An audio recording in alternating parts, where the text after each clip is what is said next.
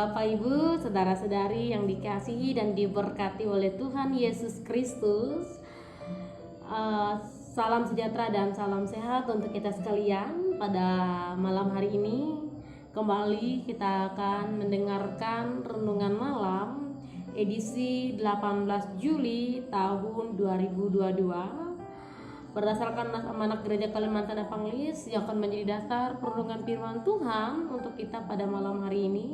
Terdapat di dalam Kolose pasal 1 ayat yang ke-27 sampai pasal yang kedua hingga ayatnya yang ke-7.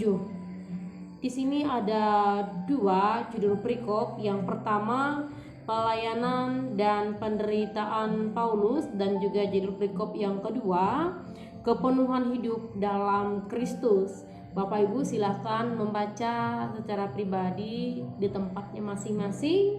Sebelum kita mendengarkan renungan malam, mari kita bersatu dalam doa. Kita berdoa. Bapa yang bertata di dalam kerajaan sorga, terima kasih Tuhan atas kebaikan-Mu dalam hidup ini. Hari ini kami dapat melakukan segala aktivitas dan pekerjaan kami. Itu semua karena kemurahan, itu semua karena kebaikan Tuhan di dalam hidup kami.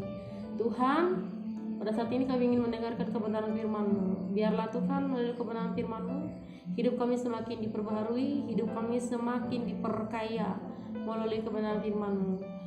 Kami menyerahkan hidup kami hanya ke dalam tangan pengasihan-Mu Tuhan. Berfirmanlah Tuhan, kami siap untuk mendengarkannya. Amin.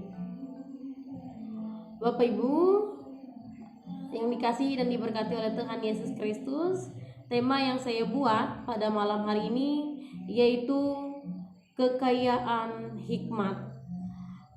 Di sini saya tidak membaca semua dalam Alkitab, namun saya akan mengambil pada ayat yang ketiga sampai ayatnya yang keempat saja, yang demikian bunyinya. Sebab di dalam Dia lah tersembunyi segala harta, hikmat, dan pengetahuan. Hal ini kukatakan supaya jangan ada yang memperdayakan kamu dengan kata-kata yang indah. Nah, Bapak Ibu yang dikasihi dan diberkati oleh Tuhan Yesus Kristus,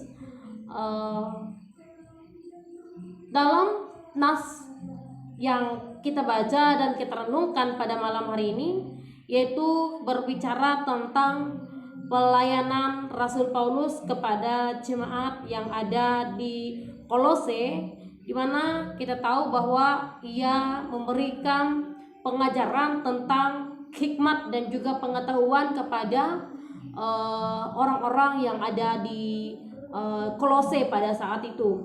Kita tahu bahwa harta bukanlah kata yang asing lagi bagi kita, ya. Harta itu identik dengan kekayaan juga, baik dalam dunia ekonomi maupun dalam kehidupan sehari-hari. Kita pasti akan tahu tentang harta dan juga tentang yang namanya tentang kekayaan. Jenis-jenis harta ada banyak, ya. Ada yang berupa uang, ada yang berupa barang, ada yang berupa bangunan dan lain-lain sebagainya, ya. Sedangkan hikmah, ya, dalam Kamus Besar Bahasa Indonesia artinya kebijakan atau kearifan, ya. Jadi kemudian di sini pengetahuan menurut Kamus Besar Bahasa Indonesia segala sesuatu yang diketahui atau disebut dengan kepandaian. Nah, Bapak Ibu yang dikasihi dan diberkati oleh Tuhan Yesus Kristus, tentu apa yang sudah saya katakan tadi, kita memang sangat mengenal bahwa harta atau kekayaan itu identik dengan harta duniawi, ya, yang bersifat ekonomi, ya, yang bersifat secara material seperti itu, ya. Namun di dalam nas ini, ya, Rasul Paulus mengatakan bahwa harta kekayaan itu yaitu harta kekayaan hikmat yang Rasul Paulus berikan dan juga infokan kepada jemaat yang ada di Kolose. Yang pertama, bagaimana seharusnya orang Kristen memandang kekayaan, ya. Yang pertama, Allah tidak mengutuk dan menyalahkan siapapun karena memiliki kekayaan, ya. Kekayaan bisa diperoleh dari berbagai sumber, ya.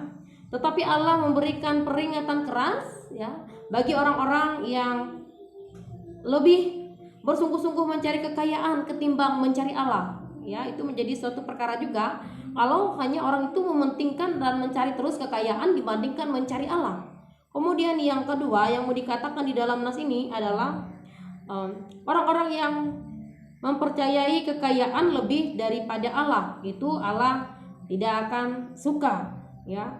Kemudian yang ketiga, keinginan terbesar Allah adalah agar kita menetapkan hati kita pada hal-hal yang di atas, bukan pada hal-hal yang ada di bumi ini. Artinya kekayaan itu tidak hanya sekedar bersifat material, tetapi kekayaan juga menyangkut bagaimana hikmat dan pengetahuan kita untuk mengerti mana yang baik dan tidak untuk kita lakukan, dan juga tentang kekayaan hikmat yang orang-orang percaya boleh rasakan dan juga boleh kita lakukan dalam kehidupan kita, yaitu adalah bagaimana kekayaan hikmat itu, yaitu firman Tuhan boleh tertanam di dalam hati dan pikiran kita, sehingga kita tidak melepaskan Allah karena harta kekayaan tadi. Tetapi harta kekayaan juga bagaimana kita boleh memegang teguh kebenaran firman Tuhan, ya. Di sini juga dikatakan bahwa di dalam Amsal pasal 9 ayat yang 10 yang mengatakan bahwa permulaan hikmat adalah takut akan Tuhan dan mengenal yang Maha Kudus adalah pengertian, ya. Jadi dikatakan bahwa permulaan hikmat itu adalah bagaimana kita takut kepada Allah, ya. Amsal pasal 1 ayat 7 juga mengatakan bahwa takut akan Tuhan adalah permulaan pengetahuan, tetapi orang bodoh menghina hikmat dan juga didikan, ya. Sudah disinggung dalam kitab Amsal, ya. Di sini kita tidak lagi asing untuk mendengar kata-kata itu. Jadi kekayaan hikmat itu bisa kita mulai dari takut akan Tuhan. Mulai dari takut akan Tuhan, kemudian kita mendekatkan diri kita dengan Tuhan, maka kita akan mendapatkan kekayaan hikmat dan juga pengetahuan yang berasal daripada Tuhan. Hikmat yang bagaimana? Hikmat untuk mengerti mana yang baik dan tidak untuk kita lakukan. Hikmat untuk tetap terus menanamkan firman Tuhan di dalam diri kita. Hikmat bagaimana kita tetap terus menjadi pelaku firman Tuhan.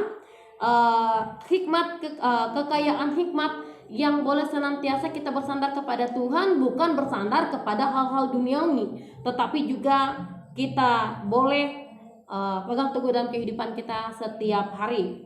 Contoh-contoh tokoh Alkitab yang berhikmat yang boleh kita contohi dan juga kita teladani dalam kehidupan kita sebagai orang yang percaya. Yang pertama, kita bisa melihat bahwa tokoh Alkitab yang berhikmat adalah Abigail, ya, Daud, Gideon, Paulus, dan juga Salomo, dan masih banyak lagi tokoh-tokoh Alkitab yang sangat berhikmat, ya. Bahkan di sini dikatakan bahwa Daud juga, Salomo juga berhikmat di situ.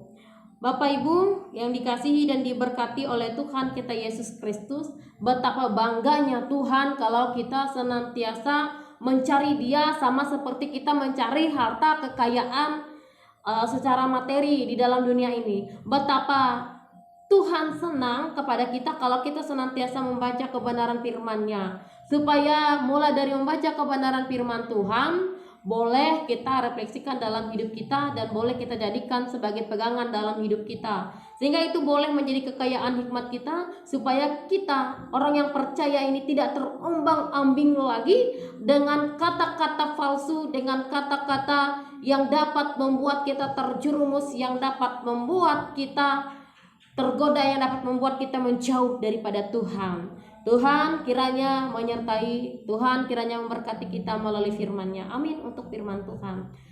Mari kita berdoa. Bapa yang bertata di dalam kerajaan sorga, jadikan kami sebagai orang-orang yang percaya untuk senantiasa berhikmat dan senantiasa takut akan Engkau ya Tuhan.